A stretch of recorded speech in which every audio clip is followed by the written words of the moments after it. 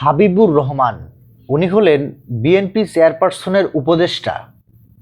উনি সম্প্রতি একটি বক্তৃতায় তিনি বলেছেন যে ধানের শীষের বাইরে দাঁড়িপাল্লায় যদি কেউ ভোট দেয় বা ভোট দিতে বলে সেক্ষেত্রে তাদের বাড়ি ফিরে যেতে দিবে না বিএনপির নেতাকর্মীরা।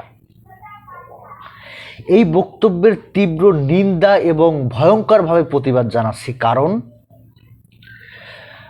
5ই আগস্ট স্বৈরাচার শেখ হাসিনার বিদায় যেভাবে হয়েছিল, যেভাবে ছাত্র জনতা বিদায় করেছে, আর বিএনপি ঠিক একই দিকে হাঁটতেছে আমার মনে হচ্ছে।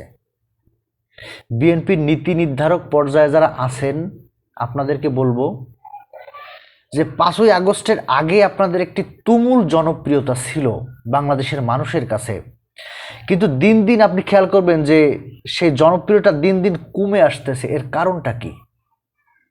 এর কারণ হচ্ছে আওয়ামী লীগের সুরে আপনাদের কিছু নেতা কর্মীরা কথা বলতেছে, যে কারণে আপনাদের জনপ্রিয়তা দিন দিন কমে যাচ্ছে। এটা আপনাকে স্বীকার করতে হবে।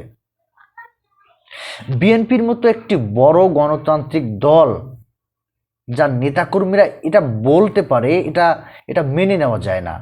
সম্প্রতি তারেক রহমান কি বলেছেন? উনি ভোটের ব্যাপারে আগামী 26 সালে ফেব্রুয়ারিতে যে ভোট হবে সে ভোটের ব্যাপারে উনি আশা প্রকাশ করে বলেছেন একটি সুস্থ ধারায় গণতান্ত্রিক প্রক্রিয়ায় ভোট হবে। কিন্তু তারেক রহমান এক ধরনের কথা বলতেছে এবং তার নেতাকর্মীরা সম্পূর্ণ ভিন্ন সুরে কথা বলতেছে। এখন বাংলাদেশের জনগণ কনফিউজড হয়ে গেছে, তারা কোনটা বিশ্বাস করবে?